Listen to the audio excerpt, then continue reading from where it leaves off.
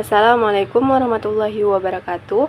Perkenalkan, nama saya Ainal Mardiah dengan NIM 2203200027. Nah, kali ini saya akan menjelaskan sedikit materi mengenai negosiasi. Dan untuk selebihnya saya akan menjelaskan materi mengenai advokasi. Baik, langsung saja. Apa sih pengertian dari negosiasi?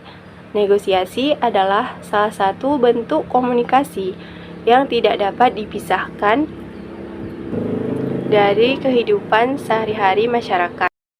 Negosiasi dilakukan dalam kegiatan politik, kegiatan bisnis, dan kegiatan kehidupan lainnya. Setiap orang pasti pernah melakukan negosiasi, baik negosiasi secara formal maupun negosiasi non-formal. Negosiasi dilakukan untuk mencapai sebuah tujuan, seperti untuk mencapai kesepakatan. Negosiasi juga tidak hanya dilakukan oleh dua pihak saja. Di dalam negosiasi bisa dilakukan oleh banyak pihak. Pengertian negosiasi menurut asal katanya adalah sebuah proses diskusi strategis. Proses diskusi tersebut dilakukan untuk menyelesaikan sebuah masalah. Caranya dengan sesuatu yang bisa diterima oleh masing-masing pihak yang ikut serta dalam bernegosiasi. Pengertian negosiasi dalam Kamus Oxford adalah suatu cara untuk mencapai kesepakatan. Negosiasi ini dilakukan melalui sebuah diskusi formal. Di dalam negosiasi, masing-masing pihak yang ikut serta harus mencoba memujuk pihak lain. Tujuannya supaya mereka dapat menyetujui sudut pandang dari pihak yang membujuk tersebut. Melalui negosiasi, semua pihak yang ikut terlibat akan mencoba untuk menghindari pertengkaran. Pihak-pihak yang ikut bernegosiasi harus setuju untuk mencapai sebuah bentuk kompromi. Serta secara umum, pengertian negosiasi adalah sebuah bentuk interaksi sosial. Interaksi tersebut dilakukan oleh beberapa pihak. Tujuan dari interaksi tersebut adalah mencapai sebuah kesepakatan bersama. Kesepakatan yang dicapai adalah yang dianggap akan menguntungkan semua pihak yang ikut serta dalam negosiasi. Pihak-pihak atau orang yang ikut serta di dalam negosiasi disebut dengan negosiator. Negosiasi umumnya di dalam dunia bisnis, tetapi banyak juga di bidang lain yang menggunakan negosiasi dalam merundingkan sebuah hal. Selanjutnya, tujuan negosiasi. Negosiasi dilakukan tidak hanya sebagai media saja. Banyak tujuan dari negosiasi, tetapi ada beberapa tujuan yang paling penting dalam bernegosiasi.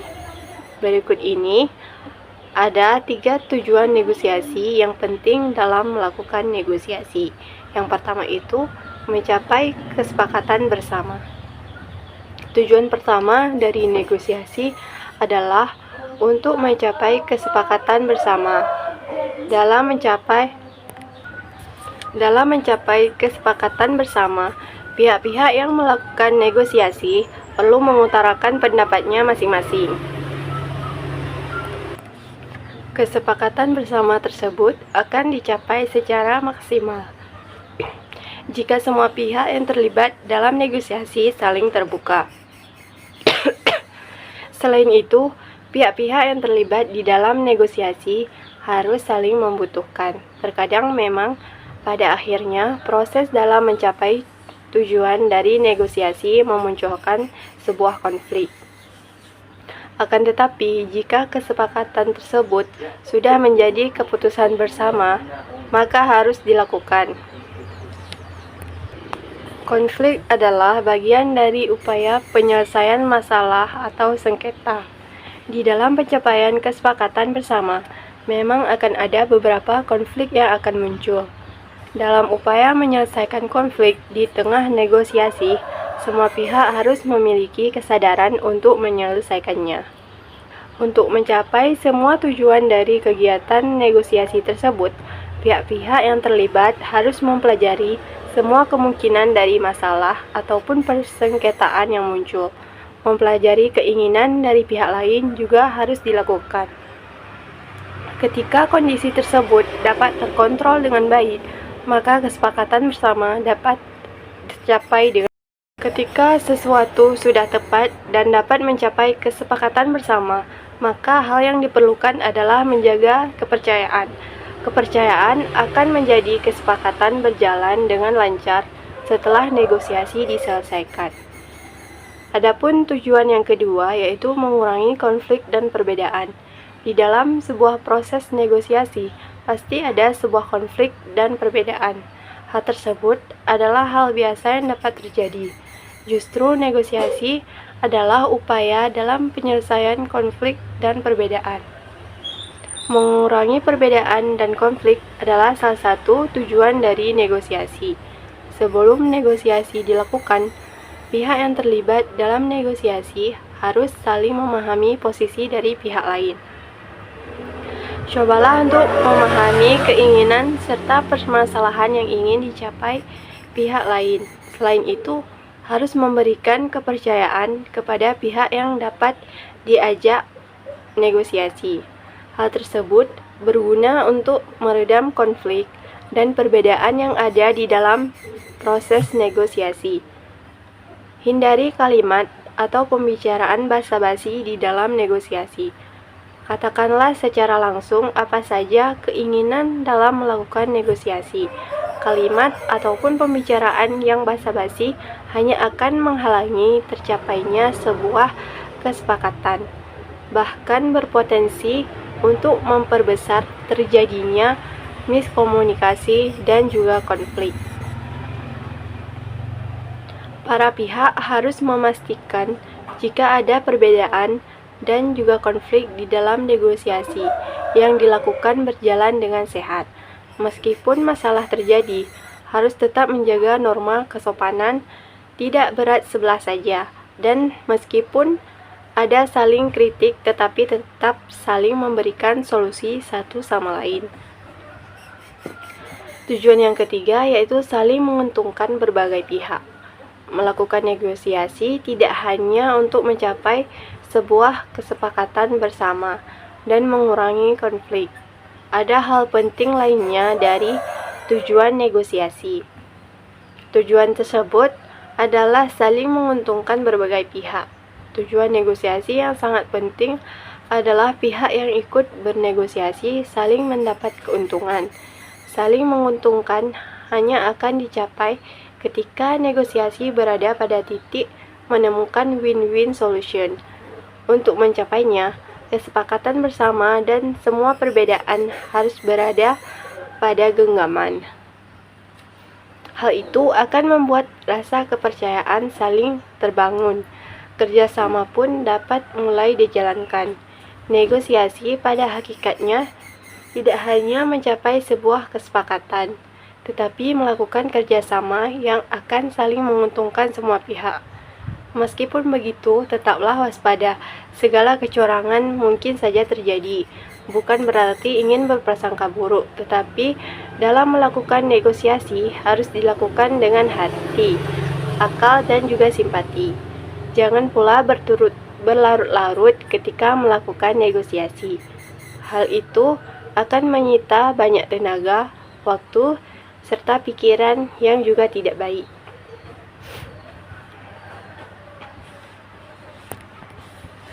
Ada tahapan-tahapan yang harus dilalui ketika melakukan negosiasi.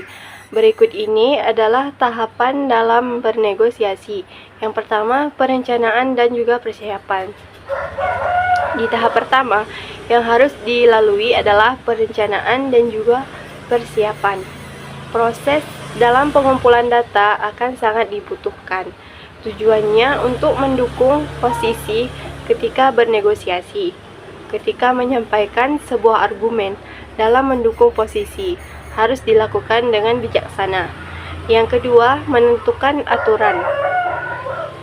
Tahap kedua adalah menentukan sebuah aturan. Pada proses ini, seseorang harus menentukan garis besar dan aturan.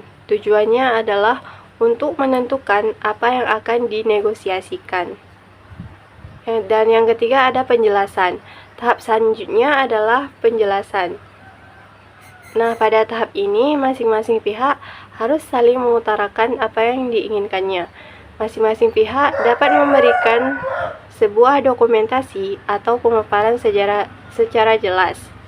Hal tersebut dibutuhkan untuk mendukung posisi masing-masing pihak. Yang kelima, ada penutupan dan implementasi. Tahap kelima ini adalah tahap terakhir dalam melakukan negosiasi. Pada tahap ini, semua sesuatu akan diputuskan secara bersama-sama. Sebelum itu, ada beberapa hal yang harus diperhatikan. Ada 4 hal yang harus diperhatikan. Yang pertama, dokumen yang sudah disepakati. Yang kedua, meneliti kembali semua poin utama untuk menghindari salah paham. Yang ketiga, menguraikan dengan jelas semua ketetapan dari pertunjukan yang ada. Dan yang terakhir, yang keempat, yaitu membuat secara tertulis masing-masing pihak, kemudian menandatangani untuk kesepakatan yang sudah dirundingkan. Selanjutnya itu ada fungsi negosiasi. Fungsi dan tujuan negosiasi bukan hanya untuk menghindari terjadinya perselisihan saja, tetapi juga memaksimalkan kesepakatan dengan hal positif. Hal ini karena kesepakatan yang telah dibuat dari negosiasi adalah mutlak sesuai dengan persetujuan seluruh pihak. Kecil kemungkinan adanya pihak yang masih belum puas atas kesepakatan tersebut. Berikut ini fungsi dan tujuan negosiasi lain yang perlu kamu ketahui, antara lain, yang pertama ada mencegah terjadinya konflik dari eskalasi ataupun peningkatan dengan menggunakan diplomasi yang preventif. Selanjutnya, berpotensi untuk membuka kepentingan baru yang sama-sama dibutuhkan oleh pihak bersangkutan. Selanjutnya itu memaksimalkan komunikasi yang positif, kemudian terciptanya kerjasama antar pihak untuk meraih tujuannya masing-masing. Dan yang terakhir, tumbuhnya rasa saling mengerti dan memahami antara pihak bersangkutan. Nah, itulah tadi singkat materi mengenai negosiasi. Dan selanjutnya saya akan beralih menjelaskan mengenai advokasi. Nah, apa sih itu pengertian dari advokasi? Menurut Kamus Besar Bahasa Indonesia ataupun KBBI, advokasi adalah istilah pembelaan. Jadi, secara bahasa, advokasi artinya membela. Biasanya, advokasi dilakukan manakala ada suatu kondisi yang tidak menunjukkan keberpihakan orang yang bermasalah dalam mengakses suatu layanan tertentu. Istilah ini telah dikenal oleh masyarakat dan maknanya pun cukup luas. Advokasi adalah proses maupun upaya strategis yang terencana untuk mendapatkan komitmen ataupun dukungan dari pihak terkait. Advokasi diartikan sebagai suatu proses yang melibatkan seperangkatan tindakan politis yang terorganisir yang dilakukan untuk mentransformasikan hubungan-hubungan kekuasaan. Orang yang bekerja melakukan advokasi disebut advokat. Advokat sama artinya dengan pengacara. Pasalnya, tugasnya sama-sama membela kliennya. Nah, oleh sebab itu, tak heran jika advokasi ini sering diartikan sebagai pembelaan kasus atau aktivitas berbicara di pengadilan. Sebagaimana pernyataan Topati Masang tahun 2000 yang mendefinisikan advokasi adalah upaya untuk memperbaiki, membela, serta mengubah atau policy reform kebijakan agar sesuai dengan kepentingan prinsip-prinsip keadilan. Jadi, kesimpulannya, Arti advokasi adalah serangkaian kegiatan komunikasi untuk mempengaruhi penentu kebijakan demi mendapatkan suatu dukungan. Dalam melakukan advokasi tersebut, dilakukan berbagai cara, seperti menjual ide supaya diberi dukungan, membujuk, dan meyakinkan.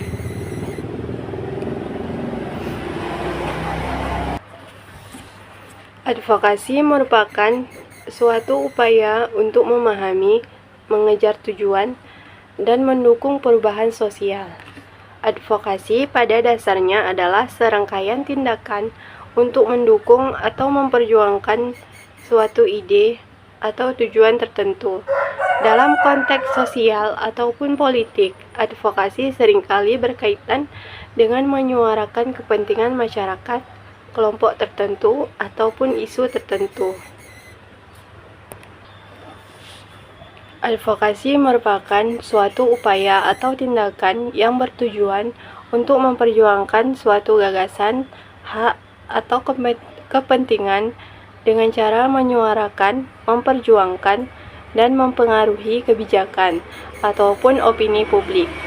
Advokasi tak hanya terkait dengan bidang hukum, tetapi juga dapat merambah ke ranah sosial, politik, kesehatan, lingkungan, dan berbagai aspek kehidupan lainnya. Dalam setiap tindakannya, advokasi bertujuan untuk mewujudkan perubahan positif bagi masyarakat atau kelompok yang diwakilinya. Nah, manfaat dari advokasi yaitu adanya praktik advokasi membawa sejumlah manfaat yang signifikan. Antara lain, yang pertama, peningkatan kesadaran publik. Advokasi membantu meningkatkan kesadaran masyarakat akan isu-isu penting yang membutuhkan perhatian dan perubahan. Yang kedua, penguatan hak dan kepentingan. Melalui advokasi, hak-hak individu atau kelompok yang terpinggirkan dapat diperkuat dan dilindungi. Yang selanjutnya, perubahan kebijakan. Advokasi mampu mempengaruhi pembuatan kebijakan yang lebih berpihak pada keadilan dan kemanusiaan. Yang selanjutnya yaitu mendorong partisipasi masyarakat. Praktik advokasi juga mendorong partisipasi aktif masyarakat dalam proses pengambilan keputusan yang mempengaruhi kehidupan mereka. Itulah tadi manfaat dari advokasi. Nah, selanjutnya adapun jenis-jenis advokasi yang umum dikenal. Di antaranya, yang pertama ada advokasi hukum, berkaitan dengan upaya memperjuangkan keadilan melalui jalur hukum dan sistem peradilan. Yang kedua ada advokasi kesehatan, menyoroti isu-isu kesehatan masyarakat dan memperjuangkan akses yang lebih baik terhadap layanan kesehatan. Yang ketiga, ada advokasi lingkungan, berfokus pada perlindungan lingkungan hidup dan peningkatan kesadaran akan pentingnya menjaga alam. Yang terakhir, yaitu yang keempat, ada advokasi pendidikan, bertujuan untuk meningkatkan akses pendidikan berkualitas bagi semua kalangan. Dalam mengimplementasikan jenis-jenis advokasi tersebut, penggunaan strategi yang tepat dan fokus yang jelas penting untuk mencapai hasil yang diinginkan. Melalui peranannya yang luas dan beragam, advokasi memiliki dampak yang signifikan dalam membawa perubahan positif di dalam masyarakat. Dengan adanya keberagaman jenis advokasi dan upaya-upaya yang dilakukan, harapan untuk mewujudkan dunia yang lebih adil dan berkeadilan terus menjadi sebuah aspirasi bersama. Adapun tujuan utama dari advokasi, yaitu advokasi memiliki beberapa tujuan yang ingin dicapai. Di antaranya, yang pertama, mempengaruhi kebijakan publik. Salah satu tujuan utama advokasi adalah untuk mempengaruhi proses pembuatan kebijakan agar lebih berpihak pada kepentingan masyarakat luas. Ini dapat meliputi perubahan undang-undang, peraturan pemerintah, atau kebijakan institusi tertentu. Yang kedua, meningkatkan kesadaran publik. Advokasi juga bertujuan untuk mengedukasi dan meningkatkan kesadaran masyarakat tentang isu-isu penting yang perlu mendapat perhatian. Dengan meningkatnya kesadaran, diharapkan lebih banyak orang yang terlibat dalam upaya perubahan. Selanjutnya yaitu memberdayakan kelompok marginal. Advokasi sering ditujukan untuk membela hak-hak kepentingan kelompok-kelompok yang terpinggirkan atau kurang beruntung dalam masyarakat. Tujuannya adalah untuk menciptakan kesetaraan dan keadilan sosial. Yang keempat, mendorong akuntabilitas. Melalui advokasi, masyarakat dapat menuntut pertanggungjawaban dari pemerintah, korporasi, atau institusi lainnya atas kebijakan dan tindakan mereka yang berdampak pada publik. Yang terakhir, yaitu mempromosikan perubahan sosial. Secara lebih luas, advokasi bertujuan untuk mendorong perubahan positif dalam nilai-nilai, sikap, dan perilaku masyarakat terkait isu-isu tertentu. Dengan memahami tujuan-tujuan ini, para pelaku advokasi dapat merancang strategi yang lebih efektif dan terukur dalam upaya mereka mendorong perubahan yang diinginkan.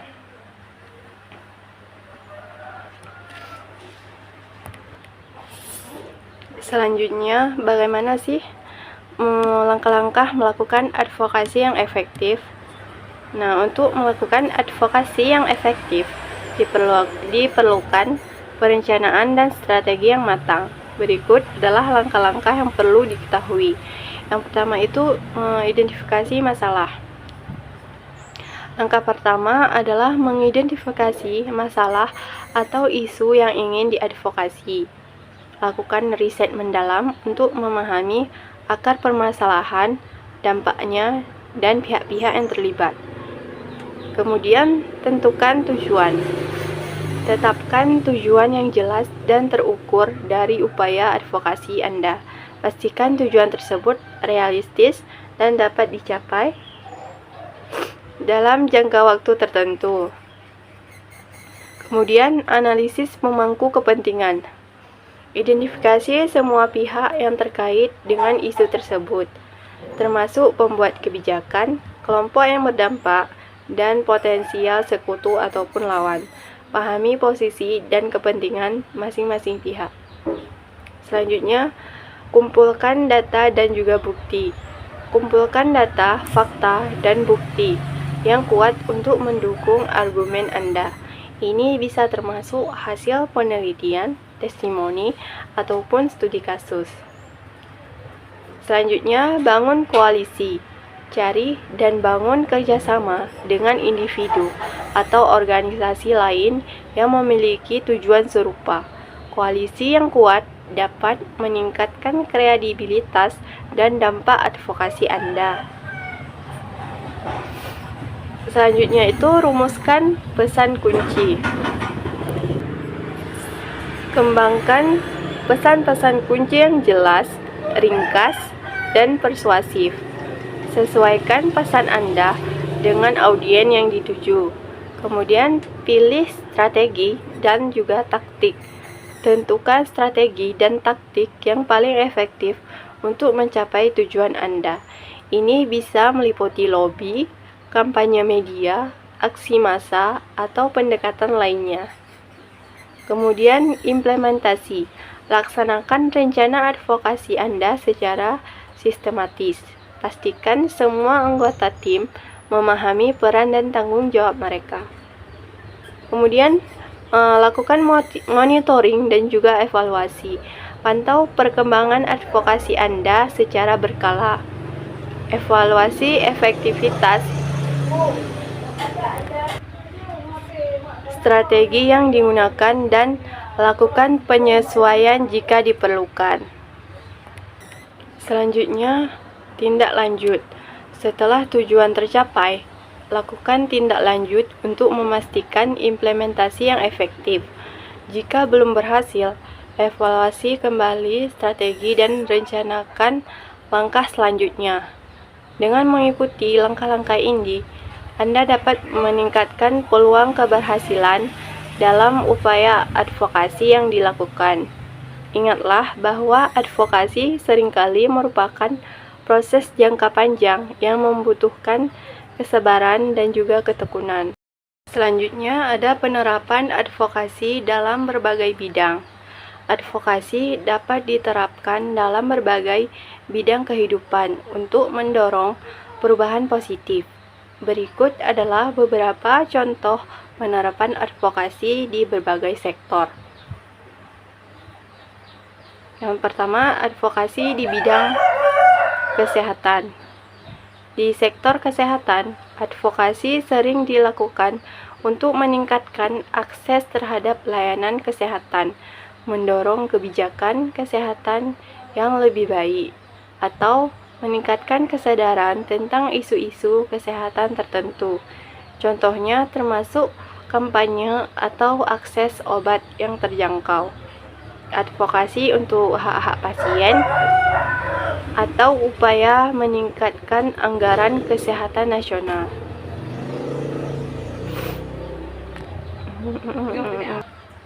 Selanjutnya ada advokasi di bidang pendidikan. Dalam pendidikan, advokasi dapat berfokus pada peningkatan kualitas pendidikan, akses yang setara terhadap pendidikan, atau reformasi sistem pendidikan. Ini bisa meliputi upaya untuk meningkatkan anggaran pendidikan, memperjuangkan hak-hak siswa berkebutuhan khusus, ataupun mendorong kebijakan pendidikan yang lebih inklusif. Selanjutnya, advokasi di bidang lingkungan. Advokasi lingkungan bertujuan untuk melindungi lingkungan dan mempromosikan pembangunan berkelanjutan.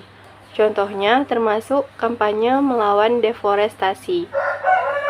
Advokasi untuk kebijakan perubahan iklim yang lebih kuat, atau upaya untuk melindungi spesies yang terancam punah.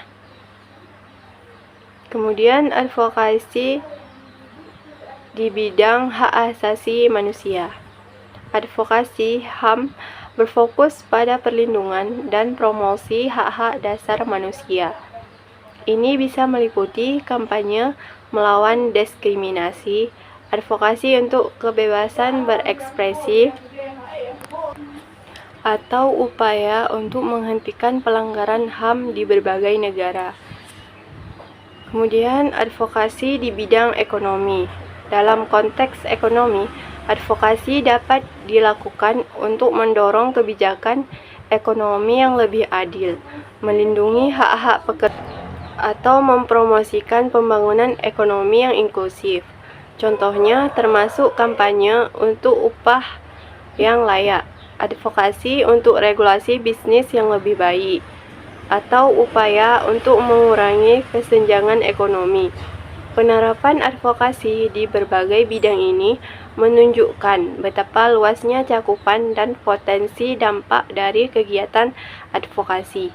Dengan memahami konteks spesifik dari masing-masing bidang, para pelaku advokasi dapat merancang strategi yang lebih efektif dan relevan. Selanjutnya, apakah dalam melakukan negosiasi itu ada tantangannya? Ada. Nah, inilah tantangan dalam melakukan advokasi. Meskipun advokasi memiliki banyak manfaat, pelaksanaannya seringkali menghadapi berbagai tantangan. Berikut adalah beberapa tantangan umum dalam melakukan advokasi. Yang pertama, resistensi terhadap perubahan. Seringkali, advokasi menghadapi resistensi dari pihak-pihak yang memiliki kepentingan dalam mempertahankan status quo. Ini bisa termasuk pembuat kebijakan, kelompok kepentingan tertentu, atau bahkan masyarakat umum yang takut akan perubahan. Selanjutnya, keterbatasan sumber daya. Advokasi yang efektif membutuhkan sumber daya yang memadai, termasuk dana, waktu, dan tenaga kerja. Banyak organisasi ataupun kelompok advokasi menghadapi keterbatasan sumber daya yang dapat menghambat efektivitas upaya mereka. Tantangan yang selanjutnya yaitu kompleksitas isu. Banyak isu yang menjadi fokus advokasi sangat kompleks dan melibatkan berbagai faktor yang saling terkait. Memahami dan menjelaskan kompleksitas ini kepada publik dan pembuat kebijakan dapat menjadi tantangan tersendiri. Untuk tantangan yang selanjutnya yaitu proses perubahan yang lambat. Perubahan kebijakan atau sistem seringkali membutuhkan waktu yang lama. Mempertahankan momentum dan motivasi dalam jangka panjang bisa menjadi tantangan bagi para pelaku advokasi. Kemudian, polarisasi opini publik. Pada isu-isu yang kontroversial, advokasi dapat menghadapi tantangan berupa polarisasi opini publik, menjembatani perbedaan dan membangun konsensus bisa menjadi tugas yang sulit.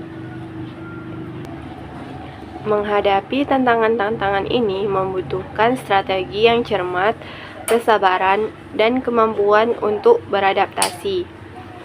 Para pelaku advokasi perlu terus belajar dan menyesuaikan pendekatan mereka untuk mengatasi hambatan-hambatan yang muncul. Dan selanjutnya di sini saya akan menjelaskan mengenai advokasi di dalam agribisnis. Advokasi dalam agribisnis adalah upaya untuk mempengaruhi kebijakan, opini publik, dan tindakan yang mendukung sektor pertanian dan kepentingan petani, baik secara individu maupun kelompok. Tujuannya adalah menciptakan lingkungan yang kondusif bagi pertumbuhan agribisnis, termasuk sumber daya, pasar yang adil, dan kebijakan yang mendukung. Ruang lingkup advokasi dalam agribisnis.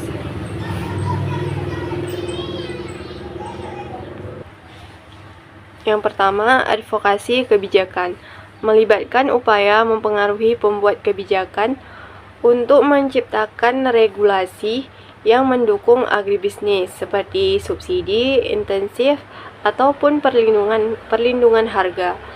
Kemudian advokasi pasar berfokus pada menciptakan akses pasar yang adil dan transparan bagi petani, termasuk negosiasi harga, pengukuran biaya transaksi, dan pengembangan rantai pasok yang efisien.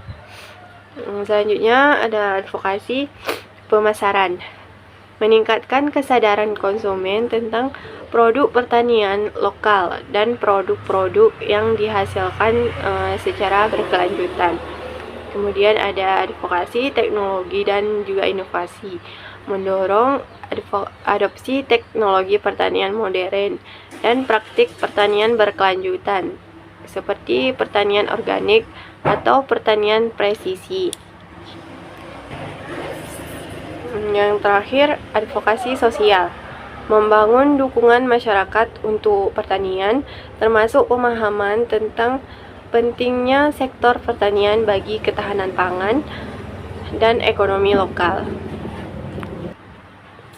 Selanjutnya, apa sih pentingnya advokasi dalam agribisnis? Yang pertama, itu untuk perlindungan petani. Advokasi dapat membantu petani menghadapi tantangan seperti fluktuasi harga, perubahan iklim, dan akses ke sumber daya. Yang kedua, peningkatan pendapatan petani. Dengan menciptakan pasar yang adil dan akses teknologi, advokasi dapat membantu meningkatkan pendapatan petani dan kesejahteraan mereka. Yang ketiga, pengembangan agribisnis berkelanjutan. Advokasi dapat mendorong praktik pertanian yang berkelanjutan, yang penting untuk menjaga kelestarian lingkungan dan ketahanan pangan jangka panjang. Selanjutnya, peningkatan kesadaran publik. Advokasi dapat meningkatkan kesadaran masyarakat tentang pentingnya sektor pertanian dan mendukung produk-produk pertanian lokal. Contoh advokasi dalam agribisnis. Yang pertama, mendukung petani kecil. Advokasi untuk kebijakan yang mendukung petani kecil seperti subsidi pupuk, akses ke pinjaman, dan pelatihan teknologi. Kemudian membangun jaringan petani, membentuk kelompok tani atau koperasi untuk memperkuat posisi tawar petani dalam negosiasi harga dan pemasaran. Kemudian mengadvokasi kebijakan yang mendukung pertanian organik, mendorong pemerintah untuk memberikan insentif bagi petani yang beralih ke praktik pertanian organik. Meningkatkan kesadaran konsumen tentang produk pertanian lokal. Kampanye pemasaran yang menyoroti kualitas dan manfaat produk pertanian lokal. Selanjutnya, peran teknologi dalam advokasi modern. Di era digital saat ini, teknologi memainkan peran yang semakin penting dalam kegiatan advokasi. Berikut adalah beberapa cara teknologi mempelajari dan meningkatkan efektivitas advokasi modern. Media sosial dan kampanye online. Platform media sosial seperti Facebook, Twitter, dan Instagram telah menjadi alat yang powerful untuk menyebarkan pesan, memobilisasi dukungan, dan membangun gerakan. Kampanye viral di media sosial dapat dengan cepat meningkatkan kesadaran publik tentang suatu isu. Kemudian, crowdfunding dan donasi online.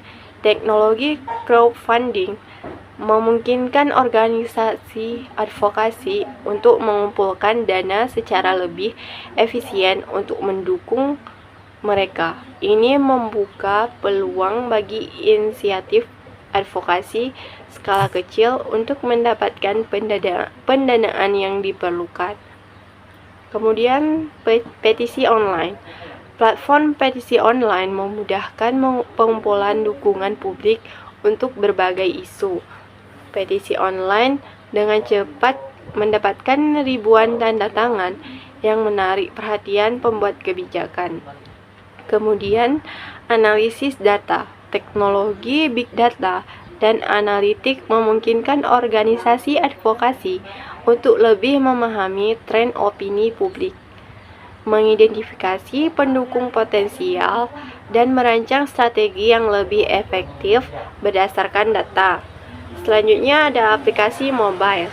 Aplikasi khusus untuk advokasi dapat memudahkan koordinasi aksi, penyebaran informasi, dan mobilisasi pendukung.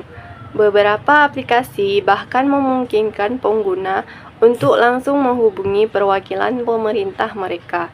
Meskipun teknologi membuka banyak peluang baru, penting untuk diingat bahwa teknologi hanyalah alat. Keberhasilan advokasi tetap bergantung pada strategi yang solid, pesan yang kuat, dan kemampuan untuk membangun hubungan dan koalisi yang efektif. Selanjutnya, advokasi berbasis data dan digital tools dalam agribisnis. Advokasi berbasis data dan digital tools dalam agribisnis merupakan pendekatan modern yang menggabungkan kekuatan data dan teknologi digital untuk memperjuangkan kepentingan petani, nelayan, dan pelaku agribisnis lainnya. Dalam era digital saat ini, kebijakan dan program pembangunan pertanian tidak lagi cukup hanya bergantung pada opini atau tekanan politik, melainkan harus didukung oleh bukti konkret yang dapat dipertanggungjawabkan secara ilmiah dan sosial. Pendekatan ini memanfaatkan data hasil panen, tren harga, distribusi pupuk, kondisi lahan, dan berbagai informasi lainnya yang kemudian dianalisis dan disajikan melalui alat digital guna memperkuat posisi dalam proses advokasi. Kebutuhan akan advokasi berbasis data sangat penting karena berbagai permasalahan agribisnis seperti ketimpangan harga, kelangkaan pupuk, alih fungsi lahan pertanian, hingga ketidakadilan akses terhadap pasar seringkali tidak mendapatkan perhatian serius dari pengambil kebijakan. Dengan menggunakan data, fakta lapangan dapat ditampilkan secara objektif, memberikan kekuatan argumen yang sulit dibantah. Di samping itu, penggunaan digital tools seperti Google Form, QGIS, Excel, atau bahkan media seperti Instagram, TikTok, dan Twitter sangat membantu dalam mengumpulkan data, memvisualisasikan temuan, dan menyebarluaskan kampanye ke masyarakat luas maupun pemangku kebijakan. Advokasi berbasis data memiliki beberapa tahapan penting, dimulai dari identifikasi masalah agribisnis yang dihadapi oleh petani. Setelah itu dilakukan pengumpulan data melalui survei lapangan atau alat digital seperti drone atau citra satelit. Data yang dikumpulkan kemudian dianalisis secara statistik dan divisualisasikan dalam bentuk grafik, peta, atau infografik agar lebih mudah untuk dipahami. Hasil analisis ini selanjutnya digunakan dalam kampanye publik dan audiensi kebijakan, baik melalui media sosial, petisi online, maupun pertemuan resmi dengan lembaga pemerintah ataupun parlemen. Langkah terakhir adalah memantau apakah advokasi berhasil mendorong perubahan nyata dalam kebijakan atau program pertanian. Berbagai contoh menunjukkan efektivitas pendekatan ini, misalnya penggunaan petisi online berbasis data oleh petani untuk menuntut distribusi pupuk yang adil, atau pemetaan lahan produktif yang terancam alih fungsi menggunakan software pemetaan seperti QGIS. Dashboard data produksi pertanian yang dikembangkan oleh Dinas atau Bapeda juga menjadi alat yang penting dalam perencanaan program. Dengan semua itu, proses advokasi menjadi lebih kuat, lebih terstruktur, dan lebih meyakinkan karena berbasis bukti nyata. Namun, pendekatan ini tidak lepas dari tantangan. Literasi digital yang rendah di kalangan petani, terbatasnya akses internet di daerah terpencil, kurangnya tenaga ahli untuk mengelola data, serta resistensi dari pihak-pihak yang merasa kepentingannya terganggu menjadi hambatan yang harus dihadapi. Nah, untuk itu perlu ada pelatihan penggunaan teknologi seperti digital bagi petani, dukungan infrastruktur digital di pedesaan, serta kerjasama antara petani, LSM, akademisi, dan pemerintah. Advokasi juga perlu didorong ke arah keterbukaan data atau open data policy agar semua pihak bisa mengakses informasi secara adil dan merata. Secara jangka panjang, advokasi berbasis data dan digital tools akan mendorong pertanian yang lebih demokratif dan partisipatif. Petani tidak hanya menjadi objek pembangunan, tetapi juga subjek yang mampu menyuarakan kondisi mereka sendiri. Kebijakan yang dihasilkan pun akan lebih responsif, transparan, dan akuntabel karena dibangun di atas bukti. Selain itu, penggunaan teknologi ini juga menarik bagi generasi muda, sehingga mampu mendorong regenerasi petani di tengah ancaman krisis petani tua. Singkatnya, advokasi berbasis data dan digital adalah fondasi penting menuju kedaulatan dan keadilan agraria di era pertanian modern. Selanjutnya, apa sih pentingnya data dalam advokasi agribisnis? Pentingnya data dalam advokasi agribisnis tidak bisa diabaikan dalam era pertanian modern yang semakin kompleks.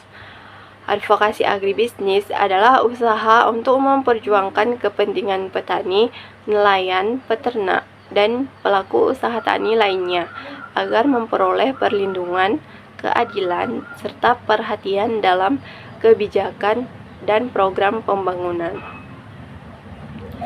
Namun, agar suara advokasi tersebut benar-benar efektif dan mampu mempengaruhi para pengambil kebijakan, maka pendekatan yang digunakan harus berbasis pada data dan fakta dan nyata, dan menjadi alat utama untuk membangun kredibilitas, menguatkan argumen, dan mendorong keputusan yang berbasis pada bukti. Dalam konteks agribisnis, data yang dimaksud meliputi berbagai informasi penting seperti luas tanam, hasil panen, harga pasar, curah hujan, ketersediaan pupuk, tingkat produktivitas, alih fungsi lahan, hingga akses terhadap pasar dan pembiayaan. Data tersebut, jika dikumpulkan secara sistematis dan valid, dapat menggambarkan secara menyeluruh kondisi pertanian di suatu wilayah. Misalnya, ketika petani mengalami penurunan harga gabah saat panen raya, advokasi yang dilakukan akan jauh lebih kuat apabila disertai dengan data harga harian dari pasar lokal, data distribusi beras nasional, serta tren ekspor-impor pangan dalam periode tersebut. Tanpa data, advokasi hanya akan dianggap sebagai opini atau keluhan yang lemah secara argumentatif. Lebih jauh, data sangat penting dalam mendeteksi ketimpangan dan ketidakadilan dalam sistem agribisnis ketika petani lokal kalah bersaing dengan produk impor murah. Data dapat menunjukkan bahwa biaya produksi dalam negeri lebih tinggi karena ketergantungan terhadap pupuk kimia atau benih impor. Dari sini, advokasi bisa diarahkan untuk menuntut subsidi, insentif produksi organik, atau proteksi harga pasar. Data juga bisa mengungkapkan bahwa sebagian besar lahan produktif telah berubah fungsi menjadi perumahan atau industri. Dalam kasus seperti ini, advokasi dapat menggunakan data citra satelit atau peta alih fungsi lahan untuk mendesak pemerintah menetapkan kawasan pertanian pangan berkelanjutan sebagai bentuk perlindungan terhadap lahan petani. Selain sebagai dasar dalam penyusunan argumen, data juga penting dalam proses evaluasi dan pemantauan dampak dari kebijakan pertanian yang sudah diterapkan. Sebagai contoh, jika pemerintah meluncurkan program bantuan benih kepada petani hortikultura, maka data dibutuhkan untuk mengukur keberhasilan program tersebut. Berapa jumlah petani yang menerima, bagaimana produktivitas sebelum atau sesudah, apakah pendapatannya meningkat, dan apakah program ini layak dilanjutkan atau diperbaiki. Dengan data, advokasi tidak hanya bersifat reaktif, tetapi juga proaktif dan solutif, karena dapat memberikan masukan berbasis realitas lapangan. Namun, agar data dapat memainkan perannya dengan optimal, maka proses pengumpulan dan pengelolaannya harus dilakukan secara cermat dan partisipatif. Petani sebagai pelaku utama di lapangan sebaiknya dilibatkan dalam proses pengumpulan data melalui pelatihan dasar-dasar pencatatan hasil tani, pemetaan partisipatif, maupun survei digital berbasis aplikasi. Keterlibatan ini tidak hanya memperkuat validitas data, tetapi juga meningkatkan kapasitas petani dalam membaca dan menggunakan data mereka sendiri dalam forum-forum musyawarah atau kebijakan. Oleh karena itu, organisasi petani, LSM, akademisi, dan pemerintah perlu membangun sistem data terbuka yang mudah diakses, akurat, dan berkelanjutan. Kesimpulannya, data merupakan fondasi utama dalam advokasi agribisnis. Ia merupakan bukti nyata untuk membela hak petani, mengkritik kebijakan yang tidak adil, serta menyusun solusi alternatif yang rasional dan objektif. Dalam dunia yang semakin bergantung pada informasi, advokasi tanpa data akan kehilangan daya pengaruh dan tidak mampu bersaing dalam ruang pengambilan keputusan. Maka dari itu, membangun budaya data di sektor pertanian adalah langkah penting untuk menciptakan agribisnis yang lebih. Selanjutnya, komunikasi dan penyampaian pesan advokasi yang efektif dalam agribisnis. Komunikasi dan penyampaian pesan advokasi yang efektif dalam agribisnis sangat penting untuk mencapai tujuan perubahan yang diinginkan, baik dalam kebijakan maupun praktik. Advokasi yang bertujuan mempengaruhi kebijakan publik melalui komunikasi dan kerjasama memerlukan strategi yang matang agar pesan tersampaikan dengan jelas dan dapat diterima oleh audiens yang dituju. Adapun elemen kunci komunikasi advokasi yang efektif dalam agribisnis.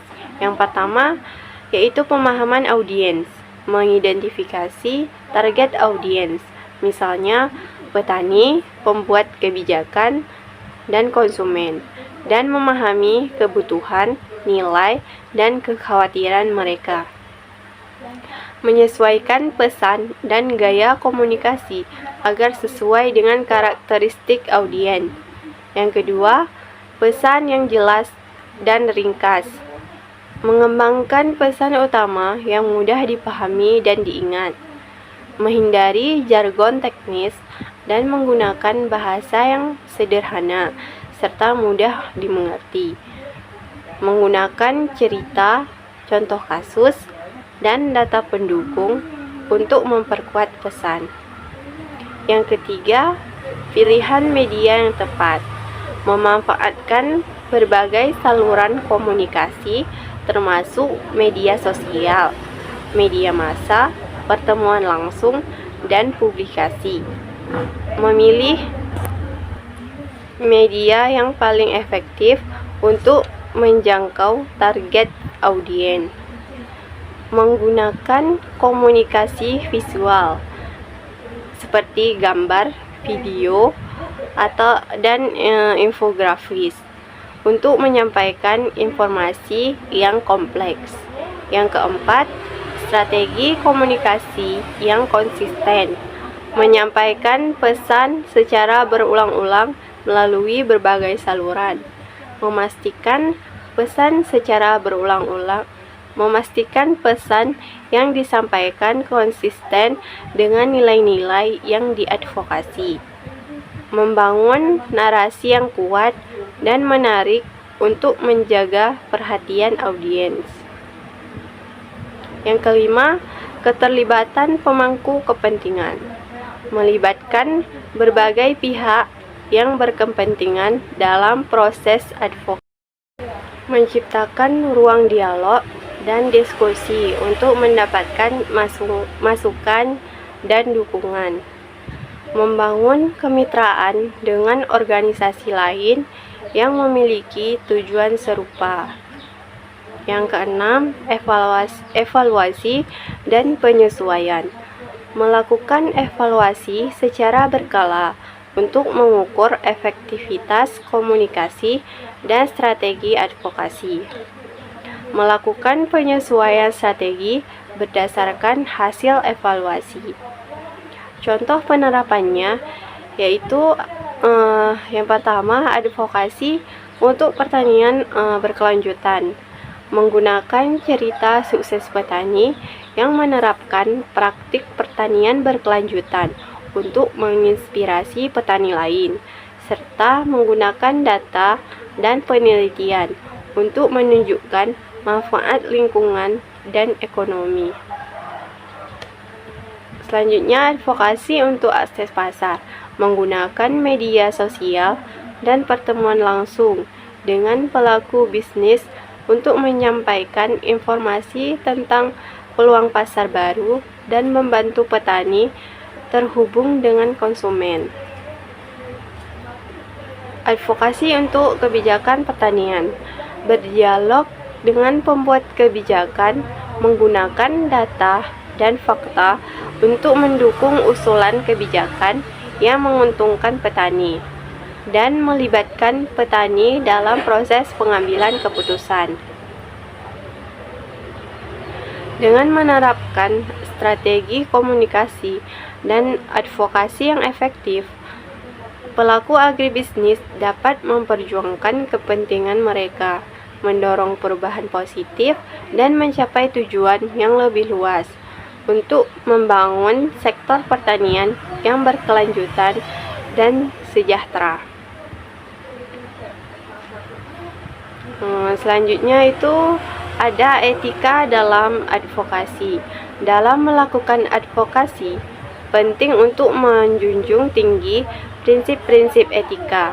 Berikut adalah beberapa aspek etika yang perlu diperhatikan dalam kegiatan advokasi. Yang pertama ada kejujuran dan integritas. Advokasi harus didasarkan pada informasi yang akurat dan dapat diverifikasi, menghindari penyebaran informasi yang menyesatkan atau manipulatif sangat penting untuk menjaga kredibilitas. Selanjutnya ada transparansi. Organisasi atau individu yang melakukan advokasi harus terbuka tentang tujuan, metode, dan sumber pendanaan mereka. Transparansi membangun kepercayaan dengan publik dan pemangku kepentingan. Kemudian menghormati hak asasi manusia. Upaya advokasi tidak boleh melanggar hak asasi manusia atau prinsip-prinsip demokrasi. Ini termasuk menghormati hak orang lain untuk memiliki pendapat yang berbeda. Selanjutnya ada konflik kepentingan. Pelaku advokasi harus mengungkapkan dan mengelola potensi konflik kepentingan yang mungkin mempengaruhi objektivitas atau integritas upaya mereka. Penggunaan sumber daya yang bertanggung jawab. Dana dan sumber daya lain yang digunakan untuk advokasi harus dikelola secara bertanggung jawab dan efisien, dengan fokus pada pencapaian tujuan yang ditetapkan. Menjunjung tinggi etika dalam advokasi tidak hanya penting untuk menjaga integritas gerakan, tetapi juga untuk membangun kepercayaan publik dan meningkatkan efektivitas upaya advokasi dalam jangka panjang.